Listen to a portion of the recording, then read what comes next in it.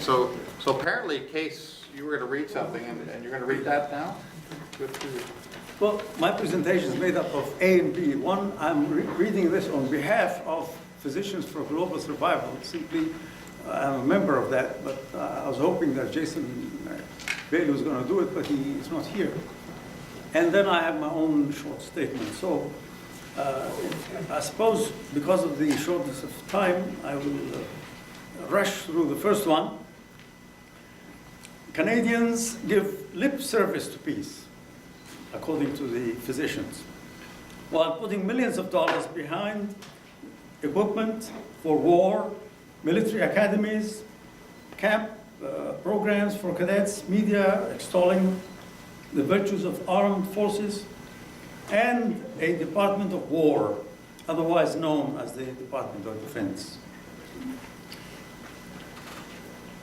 Peacemaking comprises the score of activities around mediation, negotiation, and diplomacy to prevent or end an armed conflict.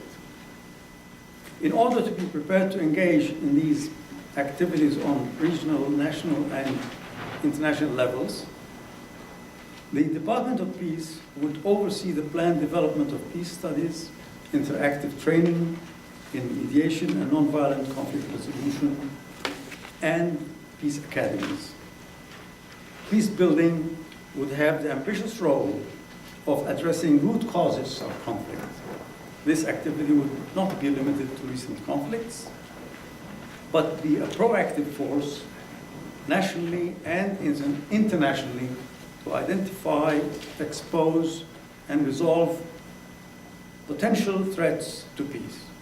The Department of Peace would take the lead in supporting and developing strategies to expand nuclear weapons-free zones to include the entire planet, to create or ratify treaties banning chemical and biological weapons, decreasing or converting conventional weapons arsenals, and banning weaponization of space.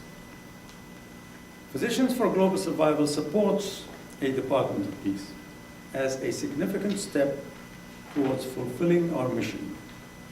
Because of our concern for global health, we are committed to the abolition of nuclear weapons, to the prevention of war, and the promotion of non-violent means of conflict resolution, and to social justice in a sustainable world.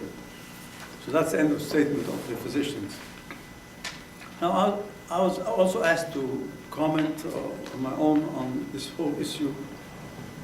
And I refer you to the Bill C-373 by Mr. Atamanenko.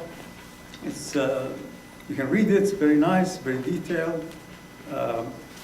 And the concept of this is that there is going to be a ministry, and the department will be dedicated to peace building. It will promote justice. It will strengthen non-military means of peacemaking, and so on. And that there will be a minister of peace working proactively and interactively with each branch of the federal public administration on all policy matters relating to conditions of peace. These words are lifted almost verbatim from the bill. But then I got thinking that if this minister is going to be consulting and advising the Minister of Foreign Affairs, I mean, he is part of the federal government, and surely he is then answerable, if he's a Minister of the Crown, to the Prime Minister. And it all depends on what the Prime Minister thinks about all this, doesn't it? So let us just assume for a moment that the minister, that the current Prime Minister, for example, appoints John Baird as the Minister of Peace. Yeah, I thought it would be that kind of thing. I mean, it doesn't matter how much that person likes peace, in the end, he has to be answerable to the Prime Minister.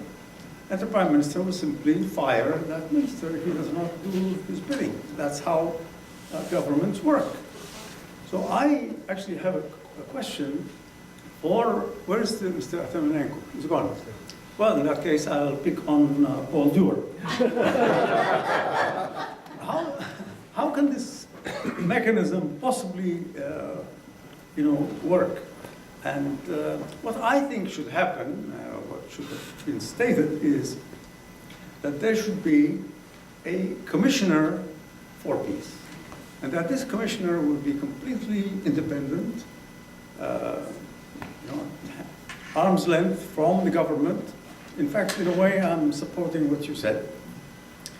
In a way, like Sheila Fraser, when she was commissioner for accountability. I can't remember her exact... Auditor General. Yeah, Auditor General, that's right. But in any case, she had that kind of independence. Of course, she was gotten rid of in the end because I believe her recommendations were not exactly what was acceptable to the government. Because, in the end, it doesn't matter what word you use. If you call it the Minister of Peace or Department of Peace, it's really what it does and not what the title is.